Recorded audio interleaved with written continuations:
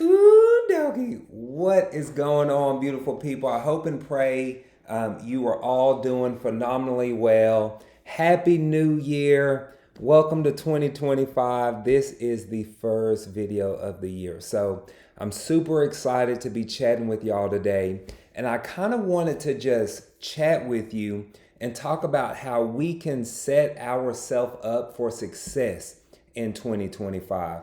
How can we plan to win big for 2025? And now I know that there are tons of videos out there. Everybody's fired up, motivated, and all of those things because it's the first of the year. But I want to share with you 4 principles or insights that have served me well over the years and continue to help me dominate my years as they continue to go, right? So, number 1 is we need to start with your why, okay? You need to have a compelling reason or motivation that is going to drive you through when things get tough, okay? When you get stuck in the mud, when you get kicked in the face with the boot, as I like to say, right? We need to be attached to a why that inspires us, that motivates us, that keeps us going, that keeps us getting up every single time that we knock down. You know, and normally that is something that is beyond ourselves. Most of the time, some people are motivated by money, or some people are motivated by having materialistic things. I do believe that those things don't fuel you long term, but we need to find a why that is greater than ourselves, that is beyond ourselves. For me, that is making the biggest impact that I can make by serving as many people as I can possibly serve, right? And so you want to have a why, because every time that I get knocked down, every time that something comes up, I can lean on that to keep going.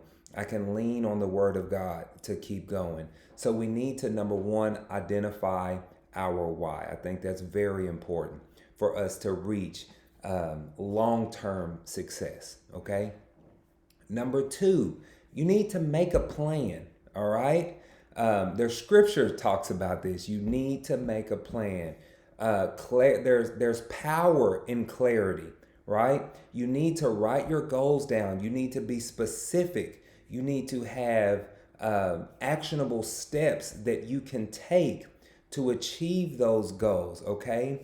I find that very vague, open-ended goals do not get achieved, right? Let's go to the whole weight loss thing. Do not just say you want to lose weight. What do you want your body fat to be? What do you want your weight to be, right? Let's get laser focused on our goals and make a plan to get there. If you want to pay off debt, don't just say, I want to pay off my debt. Well, how much debt do you want to pay off this year? Right? So we need to get crystal clear. So many people are just spinning their wheels and they don't actually know the direction that they're going. But if you have those clear goals, then you can say, all right, does what I'm about to do help me achieve those goals? Right? Now, there's tons of goal setting platforms and softwares and things of that nature that you can use and leverage to help you clarify those goals. I'm not going to go into all that, but I really want you to make a plan for this year, okay? Number 3, focus on systems, all right? Do not just chase the goals, commit to a process. There's something, I don't know what's the word, like magical things happen, I guess you could say, when you have proper systems in place. Those systems help you achieve long-term success, sustainable success, okay? And you need to create a process for yourself. You know, even for me, like I've almost kind of systematized the time I go to bed, when I wake up, what I do in the mornings when I wake up. Like I wake up, I have my coffee, I spend my time with God in the Word, I head to the gym, I train, right? Everything is kind of systematized in a sense.